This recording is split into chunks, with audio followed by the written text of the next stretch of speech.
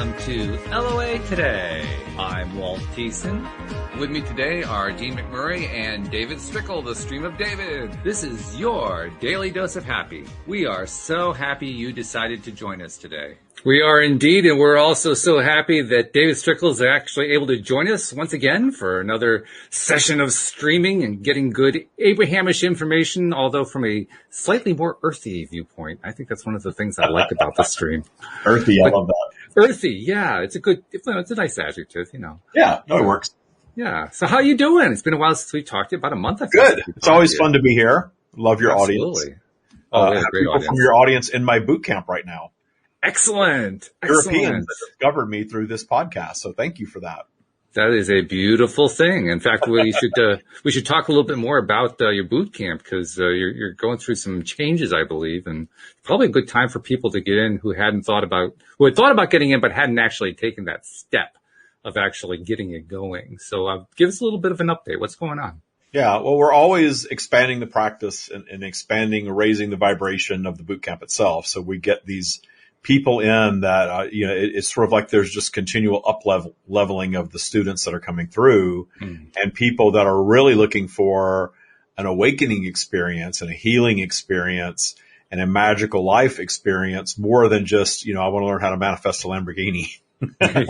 So, fine if that's what you want, but it's deep work. It really is. It's deep work learning to operate your life with vibrational flow, with universal law, as opposed to operating your life against it the way that we're taught to do in our society.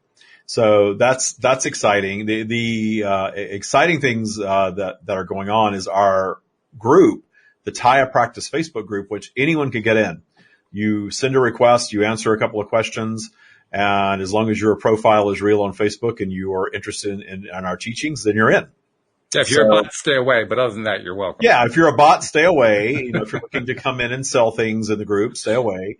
But otherwise, come join because the Taya Practice is a great place to get in and start learning the Taya Practice. That's why we call it the Taya Practice Group. And Taya is TYA. So we're reinventing that group and we're expanding the boot camp because we're getting to the point where we're having to certify coaches to ultimately run their own boot camps. Nice. Because our boot camp is so interactive, you can't have 100 people in at one time. Yeah. So our graduates are becoming coaches, which has already been happening. And our graduates are going to become boot camp runners. We'll have a fancier term than that at some point, but they're like a general manager of boot camp, but I don't want it to sound like a fast food joint, right? Right. So yeah. they'll actually be able to run their own boot camp, which is really exciting that people that have come through the program now are actually going to be able to, if they want to, earn a living doing it, earn a part-time living doing it, even make a business out of it if they want, and do it in different countries and different languages and all that stuff. So this is sort of like everything multiplying out.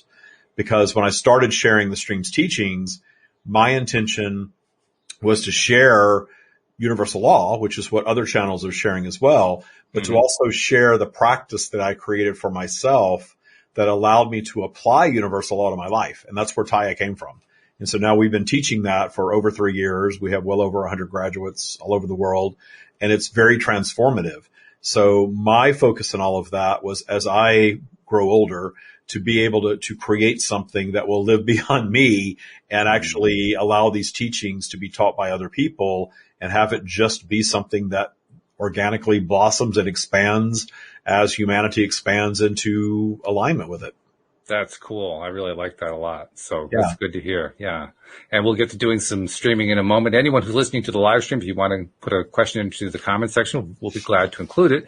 But my friend Dean McMurray, he and I weren't able to connect last week, but it's good to have you back, my friend. How you doing? Yeah. Thanks for having me back. Yeah, absolutely. It was kind of crazy, last week, and it was great to be able to clear the plate and say, dang it,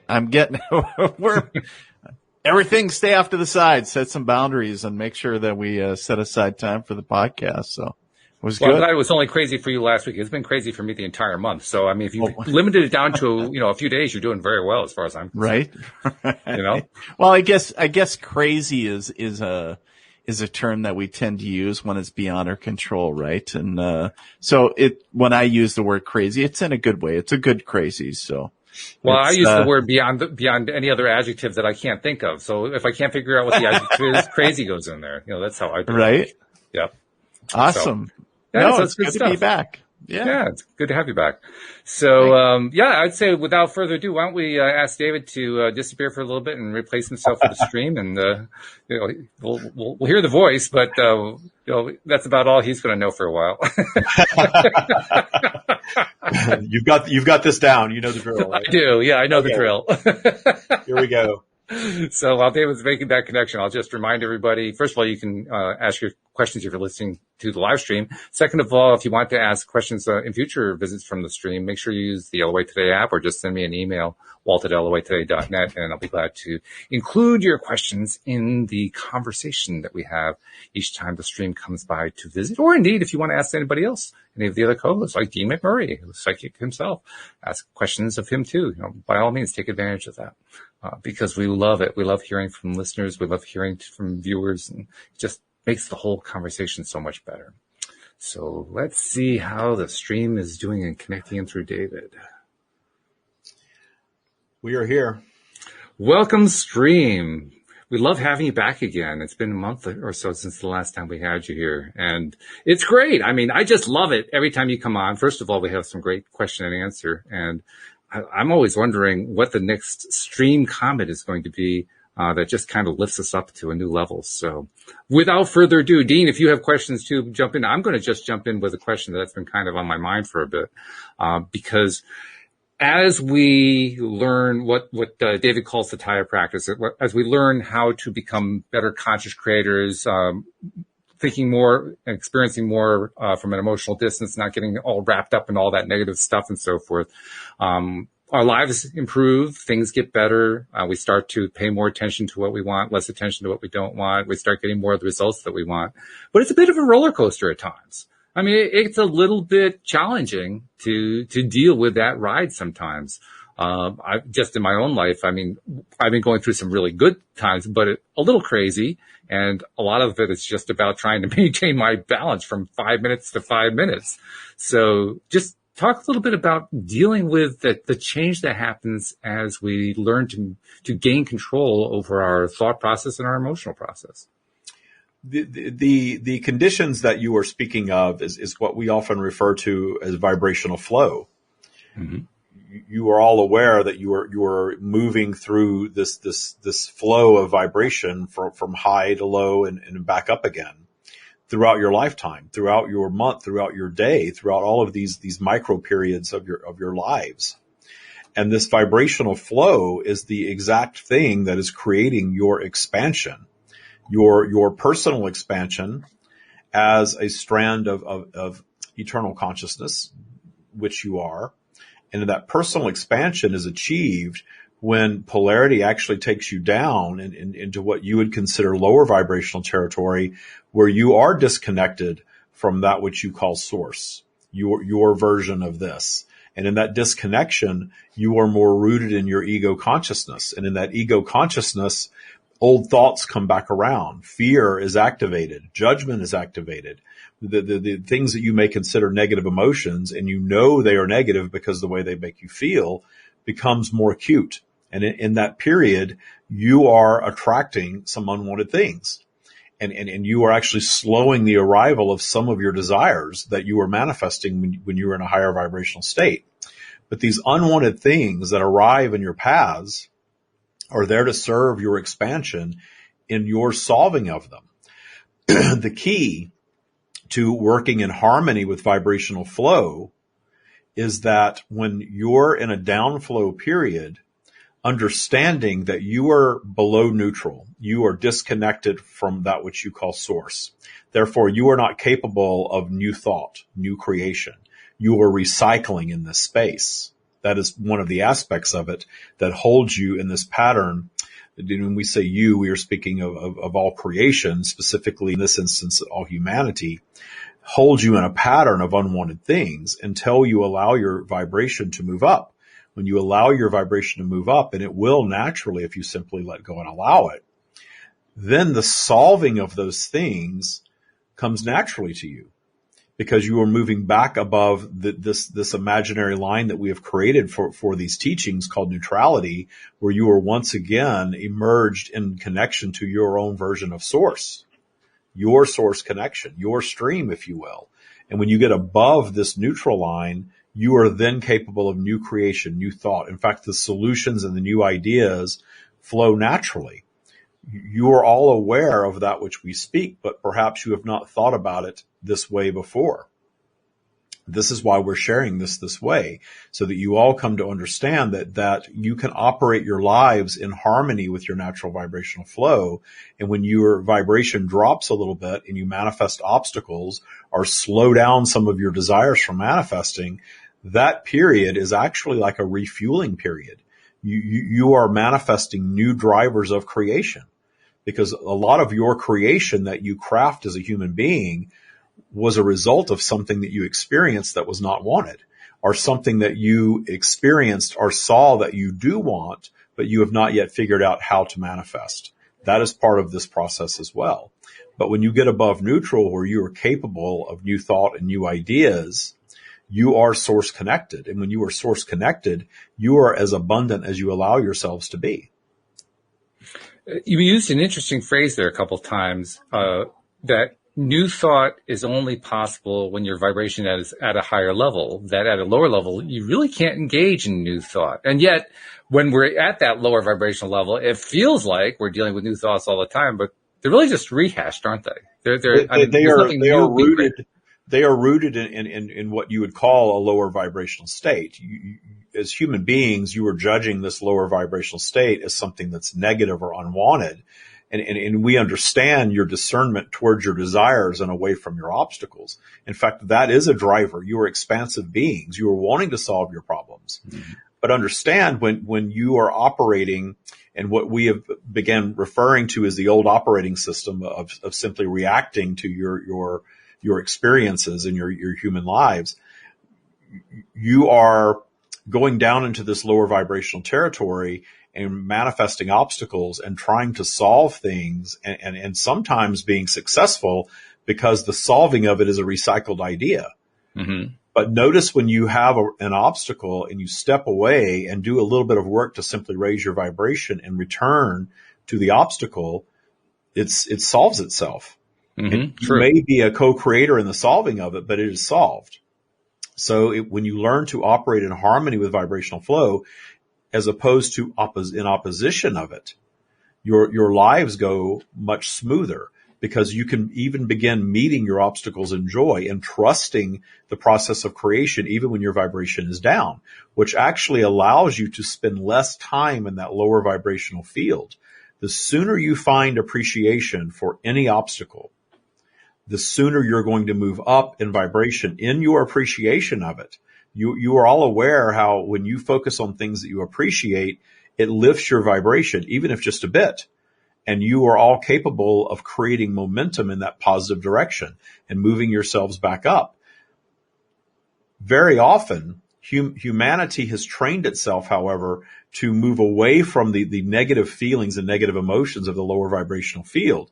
Therefore, when polarity or even your work take you up, very often you tend to want to forget about that old trigger and that pain of being down in that negative emotion and simply look forward.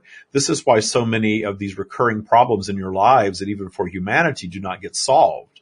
They keep coming back around because the problem takes the vibration down in the meeting of the problem, and it may or may not get solved. And if it's not getting solved and you are doing some work to raise your vibration and not reflecting on the cause, the root cause of the problem from a higher vibrational perspective where you're capable of new thought, then you're not going to solve it, and it's going to reoccur in your life experience. Yeah, that's really the meat of it right there. Dealing with the stuff that, like you termed it, the negative stuff, or the stuff we don't prefer, and finding a way to appreciate it.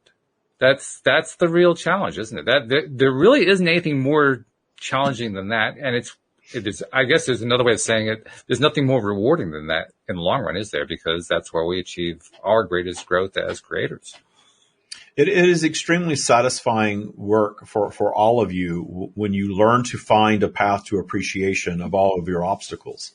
the obstacles that you have already experienced, the obstacles that you are in the midst of. That finding appreciation, again, is something that you are not taught by and large in your society. You are very often taught that the obstacle is bad or evil or awful and needs to be completely eradicated. And you are well aware that the negative focus upon, the battling, the pushing against only fuels more of the same. It is an exact opposition of universal law. So you have this thing that is a transgressor for you. And when you are focusing on the transgressorness of it, how evil it is, how terrible it is, how wrong it is, how dark it is, you are the one that is fueling it. You are creating more of it. That is why very often transgressor energy comes back around again and again and again. And you all find yourselves in these negative patterns of things that you do not want coming back again and again and again. And in most cases, you can trace your unwanted patterns back to early childhood. Just a handful of instances in very early childhood set you all off on the path that you're on. Your reaction to your environment. And most of you were not taught things such as this early on. Wouldn't that be nice? Taught to be obedient and taught to fear evil and taught that it was something that was being projected into your experience that was external from you. And in those teachings, you are giving your transmutation power away. When you claim ownership and walk a path to appreciation of any transgressor, you are claiming the power to change that energy to something that is truly of service to you. And that is highly transformative for any being. And humanity is readying itself for this type of information at this time. This is why we are flowing and sharing the way that we do via David and many others. Which is an exciting thing. And I'm glad you guys are doing this too, through a number of different media, like you're saying. The fact that we do get so hooked up on this stuff, though, that we get, we basically end up making choices that we don't really think that we're making choices on. We feel like we're reacting. I think that was the phrase that you used, the word that you used. We were reacting to situations. But literally, maybe literally is not the right word. Truthfully, maybe that's the better word. Truthfully, those are choices that we're making.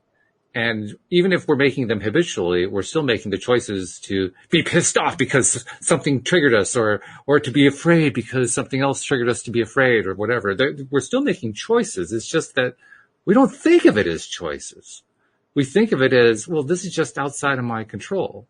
And I know that's what you are taught by and large to feel powerless. And see the results of the feeling powerless and the mass victimization of humanity. And you see the results of those that place themselves in that victim space and hold themselves there. Oh yeah. Feeling not able to move out of that space and continually manifesting things of that nature over and over and over again. The claiming of ownership and where this takes a little bit of faith.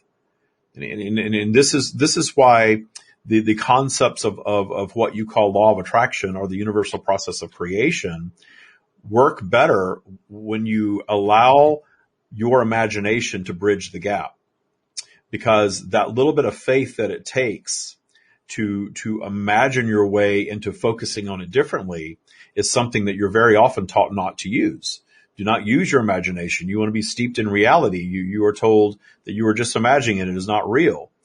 But you're discounting the process of creation, because all creation begins as imagination. We often guide all of you to look around yourselves and notice that every single thing that humanity has created was imagination originally. Mm-hmm. Someone imagined it and it became real. So to create your path from being a victim to appreciating the transgressor and transmuting that energy to something positive, the imagination is the key. That imagination to source connection creates source connection. There are so many that meditate and feel like they're getting nothing and refuse to use their imagination and double down on the focusing on the quieting of the mind, only to be disappointed in the experience. But when we guide you to imagine yourselves as the entire universe, to imagine yourselves as source, your source connection is activated in that imagination. That imagination creates the connection. It's a very valuable tool because you are creating your reality via your imagination. And your imagination is creating your reality as a reaction to everything that you have experienced. But you get to change your reactions all the way back to birth and even prior to that. You get to change your experience. And we often guide all of you to, instead of thinking in terms of a linear sum of experiences, to create bubbles of experiences and understand that all of these bubbles of experiences can be transmuted to something that is of service for your expansion, even if you are not yet aware of how it is serving you, even if you are not fully aware of how you could have possibly created it. Because very often the things that darken your doorsteps, as you would say, you do not want to claim ownership of, and you are not yet understanding how you could have possibly created, especially in early childhood. But you're all operating in vibrational flow. That is why the law of attraction is often misunderstood. You are not attracting just because you want it. You are attracting because you're operating in vibrational flow, which is an aspect of any physical environment. So in this vibrational flow, your vibration is going to be taken on this up and down roller coaster ride. But you can smooth that roller coaster out in your greater understanding of it.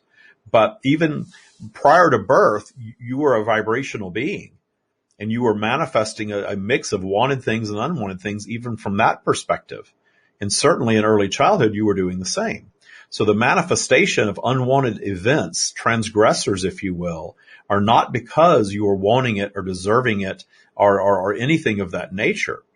The manifestation of unwanted things is the nature of a physical environment. And from your eternal perspective, you understood very well, projecting into this physical environment, that you were going to project into some things that you discerned as your preference and some things that you were going to want to change, some things that were going to darken your paths. And notice all of you that are doing this work, by and large, have had dark moments that have driven you down this path of understanding. True. If you had not had your obstacles, you would not be the human being that you are, much less the eternal being that you are. Following up also on the point that you made earlier on about how we are taught many of these things that kind of make us victims, put us into a victim status at a young age. Nikki, who's listening in the live stream, asked, well, will these great tools that you're talking about help some younger teens too? The tools work for any age. The explaining of the tools is something that is certainly a vibration that is more specific to the intellect of the being that is absorbing it. Of course, understand that everyone that is experiencing planet Earth and what you are considering your current time and linear time, you are creating a collective vibration of understanding, unlike any vibration of understanding that has been experienced on your planet before. And the younger ones are projected into that heightened level of understanding. And an example of this is how your younger ones are more up to speed with your current technology than the older ones are. Right. That is because they project it in at that time. They pick it up much faster. They are of that time and of that vibration. And as you age through the physical experience, you move further and further away from your current reality. And that is part of the aging out of your physical vehicle process. That is another aspect of vibrational flow. So the younger ones explaining the concept to children and teens is something that is absolutely possible, but it is handled in a different way, in a different vibration than perhaps this interaction would be. Which makes a lot of sense. By the way, as you were talking there, I saw Dean was stroking his chin. I'm not sure, Dean, did that mean that you had a question that you were thinking about, or no, it was just kind of like, this is interesting. I was just listening so intently. It's so fascinating. I'm just learning so much. So yeah, that was my just taking it in. That's all right. Well, I did the same thing, but I had to make sure that you weren't sitting back there with a question, so that's fine. No, certainly. If I have one, I'll pop in. All right, good. So let's take it to the next step then. So we understand the importance of going through this cycle where we are, like, I think the way you described it, we kind of go into and out of these depths of polarity. I guess where I want to go with that is, if we are enjoying the upswing and we can learn to enjoy the downswing, then what happens? Is it still polarity? I guess is what I'm trying to ask. If we're finding that perspective, you talked about it in terms of having that universal perspective, right? And when you have that universal source-like perspective, you're able to ride that higher vibrational wave. But are we still experiencing contrast at that point? I guess that's the question I'm trying to iron out. You have posed an excellent question. There is no solving of polarity in a physical environment, but there is certainly a managing it from a higher perspective. Managing polarity from a higher perspective, for an example, by a human being, could be certainly experiencing heightened levels of joy and clarity and more of what you would call abundance, whatever your version of abundance is, in a higher vibrational state, and then feeling less than that as you flow down. Because that downflow and that separation from source consciousness is a natural aspect. But how you manage that downflow, when you come to understand that you are indeed a different type of being in your lower vibrational state, and simply trust the universal process of creation, trust that that is your refueling period, if you will. Reimagine it as something that is different, and know not to board the thought train. We are always guiding you to that, because the thought train is always going to be a train of recycled thought. True. Where there is no new creation. And that recycled thought is the very thing that often holds you in that lower vibrational space longer than polarity is holding you there. So the polarity will pull you right back up. Your astrological teachings are very much rooted in this vibrational flow and polarity. We guide you to question the predictive nature of them, however, because you do hold the power to transmute this lower vibrational period into something that you trust, something that you understand, and something that you appreciate, even if it's not the same level of joy and clarity and abundance that you experience at the top. In fact, you all understand that if there was something that you really savor, a meal, a travel destination, an experience, interacting with another being, and you really savor that, and you are experiencing it 24/7, you will come to take it for granted. It will not be the same level of savoring that you have when you are occasionally separated from it. So that is another aspect of the polarized environment.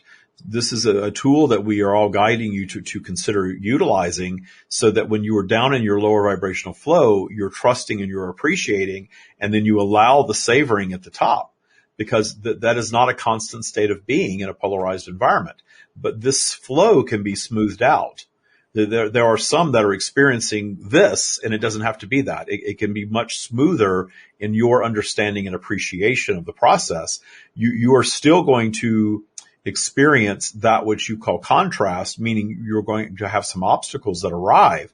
But if you're not prolonging your period in this longer vibrational flow, then you're not experiencing as many obstacles. And with these teachings, you have the tools to solve the obstacles, even expand in the obstacles. Move to a space where you understand that anytime you're creating anything, that your vibrational flow is going to create the obstacles that are going to ferret out the flaws, the weaknesses. Think of creating a relationship or a business or something of that nature. When you're moving through vibrational flow, you are creating a better version of when you allow the creation through vibrational flow. The only time you stop creating a better version of is when you give up. When you hit an obstacle and decide to end the relationship, or hit an obstacle and decide to throw in the towel on the new creation, the new business, if you will.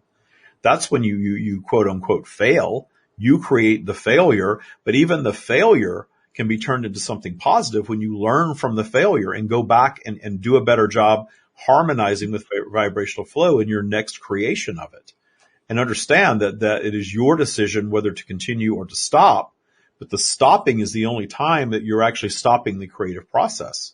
When you ferret out the flaws with vibrational flow and create a better version of that, appreciation of the light shining on the flaws is actually going to drive your vibration right back up. And the solving of whatever that is going to be a natural process of co-creation. It's funny too, as you were describing I think you called it the smoothing out of that contrast flow. So you with your hand, or with David's hand, you kind of created like a small wave effect.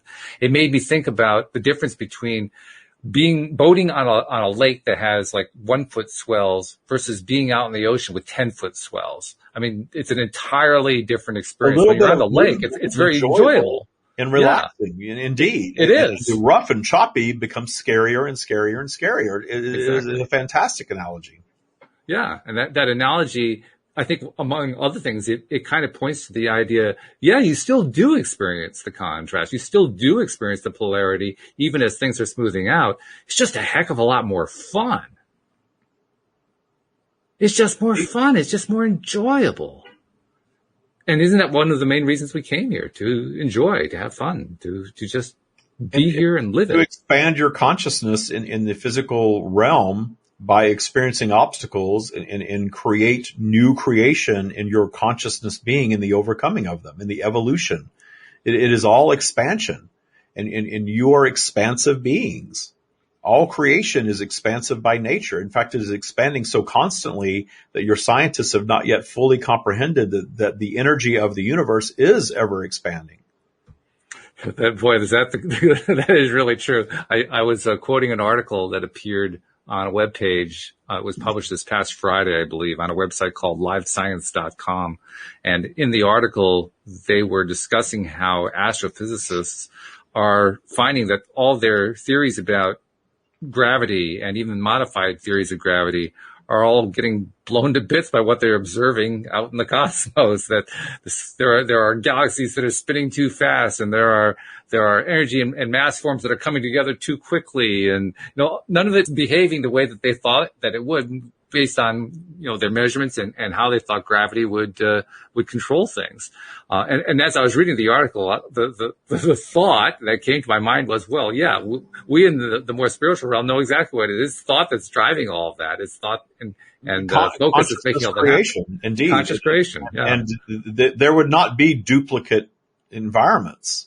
This is why we guide you away from concerning yourself so much about what some alien consciousness may hold for planet Earth. There is no greater value on planet Earth than those of the Earth environment tapping into their own eternal consciousness, understanding universal law, and applying it in your Earth experience.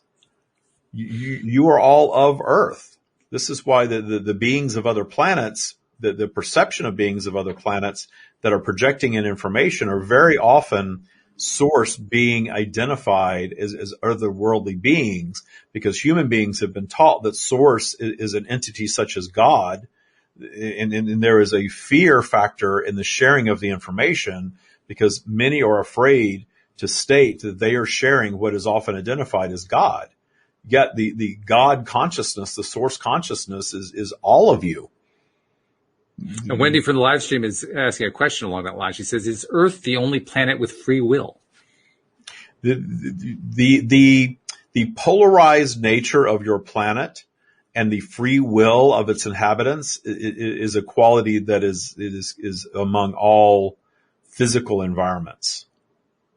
And the free will nature of it is an expression in physical. So any environment that is physical is going to be of that nature. It's just going to be expressed uniquely. The Earth environment is a unique amalgam of a physical creation, a physical expression of source. And there are endless other versions of that. But the operation, the vibrational flow, all operates the same. That is the flow of the universe.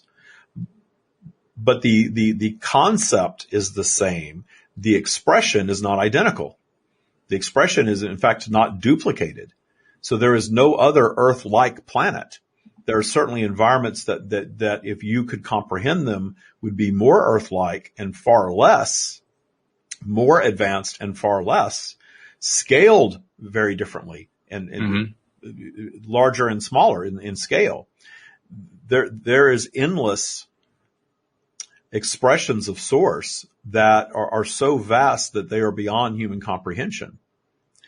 This is why we always guide you back to your earthly experience as a human being, because this is where all the value is for you. Right. We understand that you're intelligent beings and you have a curiosity and an awareness that there is far more than just your environment. You only need to walk outside at night and look into your sky to see that. But the value of your earthly experience is going to be of Earth. And the source connection that you all refer to is something that is also of Earth, but also of the entire universe, but expressed in an earthly way. And yet, interestingly enough, at the same time, because I think what you're saying is exactly true. At the same moment, we are also explorers, and we are just now beginning to become celestial explorers. Galactic. Well, maybe galactic is too far out. Solar system explorers. Maybe that's a better way to describe it right now. Just at this moment in our timeline, there are efforts being made to get us to the point where we can land on Mars, the next planet over from us. That curiosity and that exploration is part of your expansive nature. You want to better understand what's out there. Yeah. And your curiosities about that is certainly an aspect that we would not guide you away from. What we guide you toward, however, is understanding that the value of your Earth experience is of Earth. Because you are here, your consciousness is so vast that you have full awareness of the entire universe in your completed state. And those of you that are able to tap into it are tapping into just that and then filtering it through a human filtration system so that the information becomes useful in the Earth environment for humanity.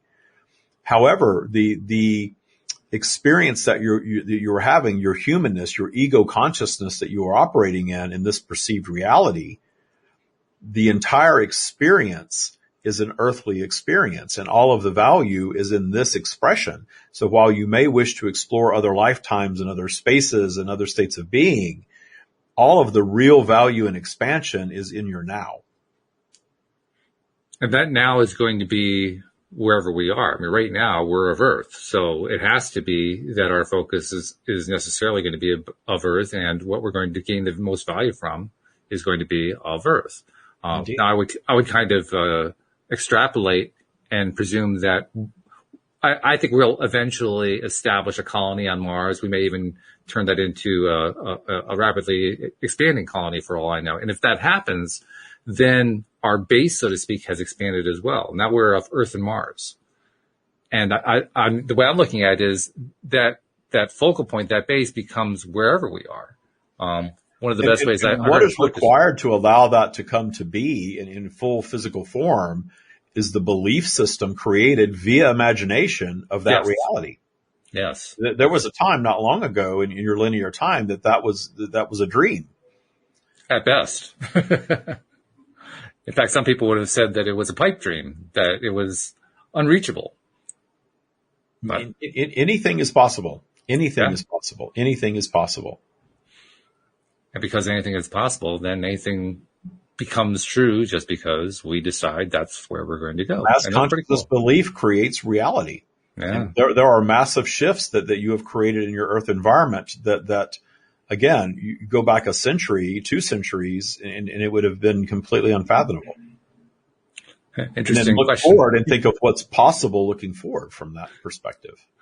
Wendy brought in another interesting question. She said, do scientists need to use gamma rays to communicate with ET, extraterrestrial beings? She said, I recently watched a YouTube about that.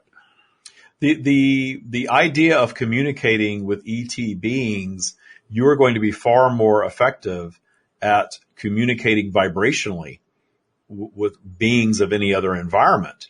However, it is so vast, you could spend the rest of your natural lifetime attempting that and not even begin to scratch the surface of that because it is truly endless. The Earth environment, you tend to measure things in linear time and quantity and things like that. The energetic realm does not operate that way. That is a physical aspect. And this idea of there being some ET beings that hold value for you that you need to communicate with, you can focus your time and attention on that if you desire, but understand the vibrational connection is already there eternally. And that is why we refocus you back to the Earth environment, because the value of your earthly experience is of Earth. Even if things are something that you perhaps cannot yet comprehend, that are visiting your planet or part of your planet, that is always of the Earth environment. But you are creating a reality where you are encountering things that you just do not yet understand. So to go to the meat of the question, a gamma ray is essentially vibrational. So I guess the answer is yes, that could be one way to communicate with an ET being, but it's far from the only one. It is a vibrational communication. Right. Sure. So I guess the answer is yes and no, just to make things interesting. But good question. I was glad that you brought that up, Wendy. Something else I wanted to go to that was coming off of what you were saying about how the great value is in our now, right here, right now. I guess what I was kind of leaning on there is the idea that we are creators. We use our creative ability in whatever way we desire. Our desires can be, quite varied, even amongst us here on Earth.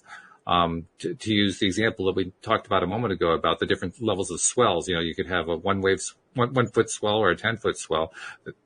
Most of us tend to prefer the 1 foot swell, but hey, there are people who like the 10-foot swells. They like to live that adrenaline rush. They're the ones who like to, jump out of a helicopter and ski down a mountain that's never been skied on before. So it's not like there's only one way to deal with these different, levels of polarity, these different levels of contrast. It's really there is a possibility of you fully comprehending everything that these teachings offer and creating what you would consider your perfect life experience, only to find yourself bored with that creation and allowing it to spin out of control so that you can rebuild it yet again. You see examples of that.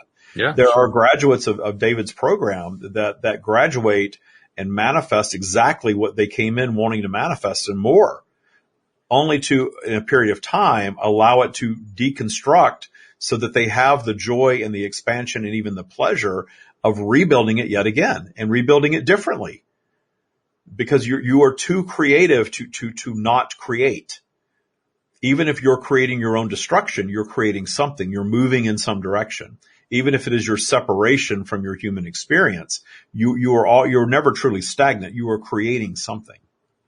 Not only is that something that we're always going to do, not only is it something that is creative, not only is it something that can be desirable, all of it can be fun, can't it? I think that's where I was going at with my question about the adrenaline junkies. They engage in behaviors that many of us wouldn't even try to do, but they just live for it. For them, that's like the next thing to do. And the setting aside of fears and taking risks and jumping out of the airplane, if you will, that serves a sect of humanity that wants that thrill. And part of the thrill is the potential demise in the practice. Yeah. Which is a little bit harder for the people who like the 1 foot swells to appreciate, but nevertheless, it could still be appreciated. But you are all eternal beings. So the idea of anything happening in the earth environment that's going to end that which you are, in your higher vibrational state of being at one with source consciousness, you are fearing your demise far less, if at all. Yeah, that's true. I think that the longer that we end up working on ourselves, working on our focus of our attention on our now, learning to take that step back and appreciate the stuff that used to really set us off, that used to trigger us and now doesn't trigger us so much.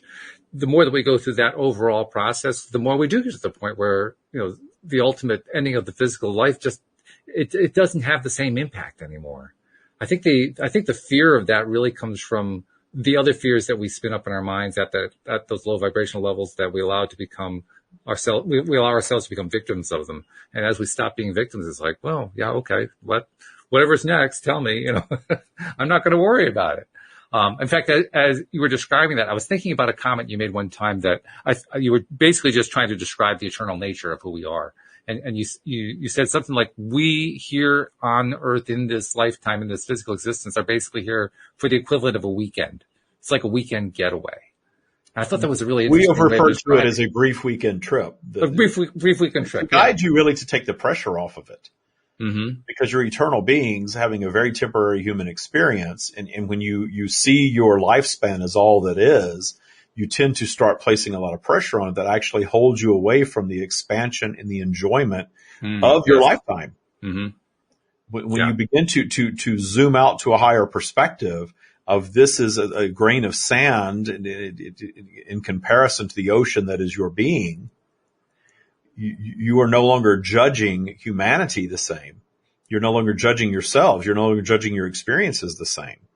When we are asked, how could we be in appreciation of X, Y, Z? That is how we see that eternal version of you. here being the grain of sand in the ocean in this experience. And it is a grain of sand experiencing compared to the ocean that you are. Anything that is happening in your earth environment is not ending what you are and not damaging to your being. It is expansive to your being, regardless of how you operate your lives.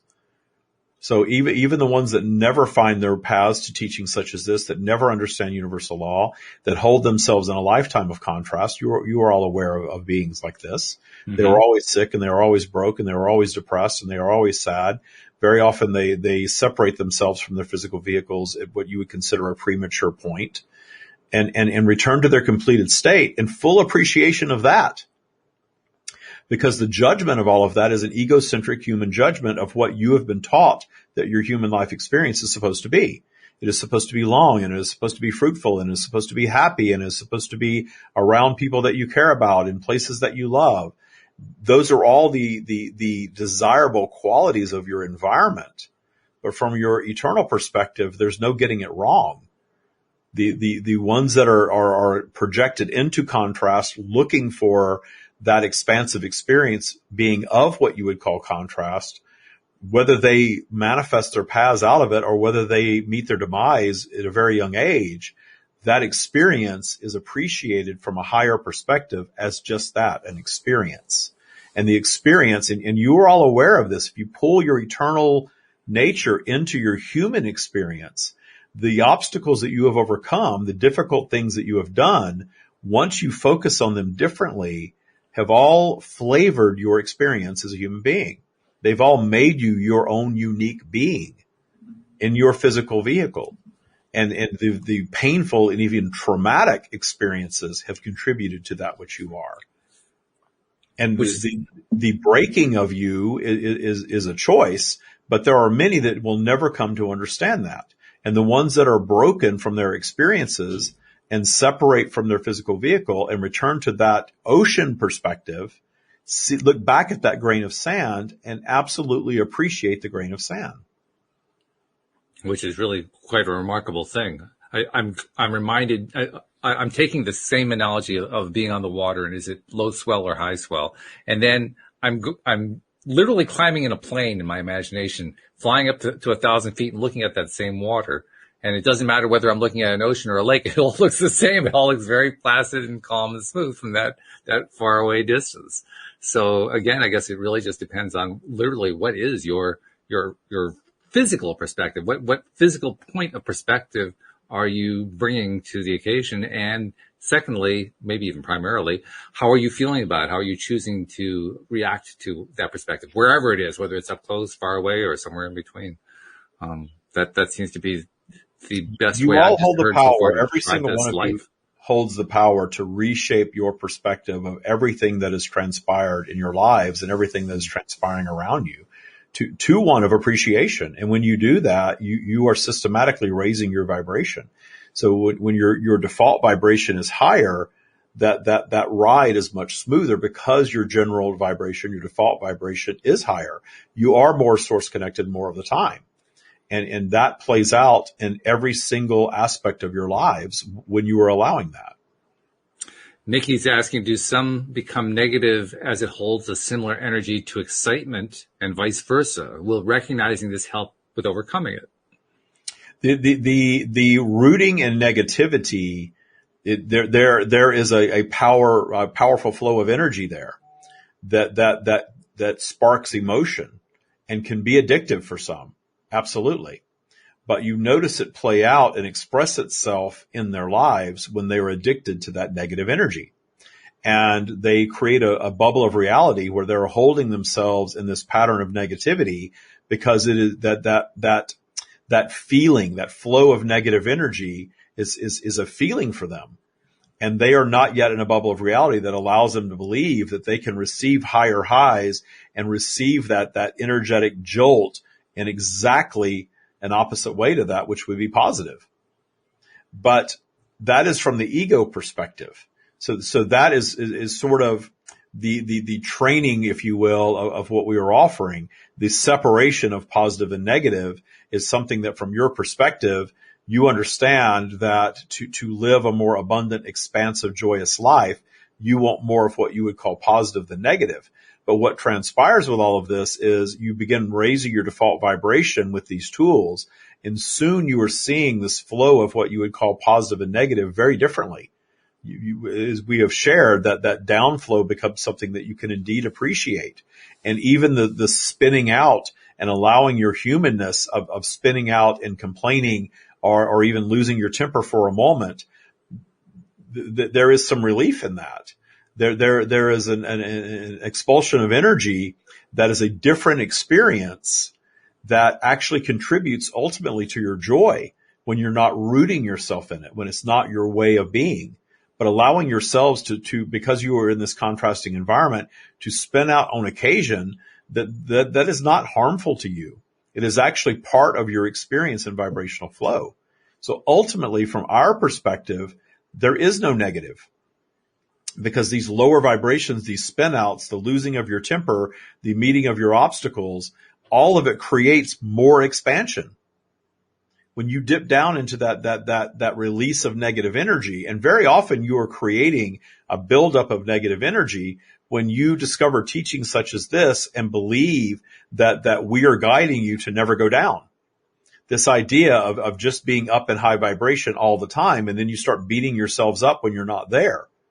And then you don't allow yourselves to express it because you believe that that's not a spiritual mode of behavior or an attractive mode of behavior. And you build up this pin-up negative energy, and at some point it's going to release in some way. Whereas if you simply appreciate the flow and even appreciate when you spin out and go back to an old habit, find appreciation for your humanness and understand that is part of your experience as a human being. Forgive yourselves for it, appreciate it, and move right back up. So why is expression so important in the overall process? Because you seem to emphasize that for a moment. Because physical is an expression of the energetic realm. It is what you are perceiving as a tangible physical expression. This that you consider your lifetime is an expression of your consciousness in a human vehicle in the earth environment. You are an expression of source. You are a branch of that which we are. That is why we tell all of you all have your own version of this, because you are of this consciousness. Mm-hmm. Yeah. Okay. So anything that we're doing to express is ultimately what we would call good. It's just the question of, are we willing to accept it as being good, or are we going to, like you said, become judgmental about it and saying, oh, well, you shouldn't have done that. I shouldn't have done that. Well, that was not a good thing to do, blah, blah, blah, blah, blah. Which is ultimately what holds us away from the things that we want the most. From our perspective, there is no should and should not, and no getting it wrong and no wrong path, because the things that from a human perspective you are considering negative or unwanted or dark or even evil all exist as human creation in a polarized environment to inspire new positive growth, new positive creation. All of it. Therefore, that which you consider negative is the driver of more positive, and in that is the driver of more positive then becomes positive. So it is all positive. From your perspective, from the perspective of source energy, is it all fun? The joy, the term joy and fun is the state of deep appreciation. Your expression of fun, however, can be more acute than that which we would express as fun. That is part of your contrasting environment. Your connection to us is joyful, but what you would consider fun is being in a joyful state of high appreciation and expressing your humanness in that joyful state of high appreciation. That would be our definition of fun for you, for humanity. Yeah, I like that. It's a good way of describing it, because ultimately, while it's useful and interesting to understand all of the theory behind all this stuff, we're really here to live. And that is the essence of what you call expressing our humanity. When we express our humanity, we're living, we're enjoying, we're like, whoa, yes, I am now skiing the mountain. I am now riding the wave. I'm flying the airplane. I am doing whatever it might be. And in that, you are here to experience the earth environment and ultimately wear your physical vehicles out in the process of that. Mm-hmm. And guarantee your return to your completed state. Let's talk for just a brief moment, because we only have a couple minutes left, about the completed state. Because the completed state is, from the perspective of being in physical, is a little bit of a quagmire. On the one hand, it sounds attractive. On the other hand, well, it takes us out of the physical realm. So, where's the balance in here? I guess that's what I'm trying to ask. The completed state of being is an eternal state of consciousness. Your consciousness transcends the physical realm and transcends your physical vehicle. You have an eternal consciousness version that is you and uniquely you as an expression of source. The idea of quantifying and individualizing, again, is a product of a polarized environment such as Earth. So when you are reemerged in your completed state, you are one with source. You are source. You are omnipresent. You are omniscient. You are in full awareness of all that is, including all of the expressions that you have experienced. That full awareness of all of those experiences is expansive, and every experience creates more expansion. But in that state, you are not in a polarized environment. Polarity is expanding you, but that expansion is being driven by your physical expressions. So it's important to understand that is not occurring in an in and out process of linear time. We speak in terms of that very often because you comprehend that more readily as a human being, because you are comprehending, perceiving linear time. However, in that consciousness state, all that is constant, but it's expanding, it's evolving, it's becoming more sophisticated, and it's becoming more sophisticated that overwritten awareness is expanded in such a way that is the new level of awareness. That is the new level of consciousness. Yeah, it's pretty wild stuff. This is how you have the power to change what you consider the past, because it is the perception of. Well, that's a whole topic. We could have to spend a show on that one, but we're out of time. So I'm going to thank you, Stream, for all these wonderful insights. I'm going to invite you to release David so we can chat with him. And Dean, once again, the Stream has not disappointed. Right. Yes. Thank you, David and the Stream. Yes, for all that. Very fascinating. I was just sitting back here taking it all in. So it was great. It was great. And it was, I love these conversations where I get to do not all, because we had some great questions from the audience, but where I get to do a lot of the questioning, because for me, it's like riding it's like riding a Disney ride and watching where the next Disney turn is going to come and being a part of it and saying, oh, let's guide the car this way and see where it goes. And then finding out, that the Stream is not surprisingly leading us right back to where we started in the first place.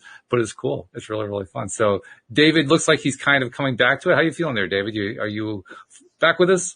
I'm back. I'm buzzy. You're buzzy. I'm always very buzzy. I always say I know it was a good one. My teeth are like chattering. Buzzy. Your teeth are chattering. Okay. Yeah. That's cool though. It's just that energy flow. I don't know if you can see, like the hair stands up, on my arms, and it's just buzzy all over when that sort of, I feel that when it's coming in, and it's actually not coming in. I always say it's coming. I think I've created a reality where it feels like it's something that's emerging and coming in. It's in, it's sort of just being allowed. And that's true for all of us. Sure. It's in all of us already. It just needs to be realized, and it can be realized when we are raising our vibration, allowing ourselves to be one with source, because that's always there. We just separate ourselves from it. Well, that was very cool. We're going to have you back again. So, pick another time on the calendar to come join us, and we'll do some more streaming, because it's fun to stream. It's a lot of fun. Yeah, it's always fun to be here. And the questions I know are always fantastic. I don't remember a whole lot of them, but I know that. Again, you have to play it back later, right? you always take it to, there was something in there where I became aware, and I remember thinking I need to make sure to tell people to come and watch this. Okay. Yeah. Good. All right. Well, then it was universally valuable. So once again, thank you very much. And Dean, we're going to have the level we are going to have to hit next time in order to come close to matching this is going to be pretty high. That's what I'm trying to say. The bar is set high. Let's put it that way. There you go. It's going to be good. But thank you very much. Thank you especially to live streamers contributing your comments and questions. And thank you to our podcast listeners. We'll see you all next time here on LOA Today. Goodbye, everybody.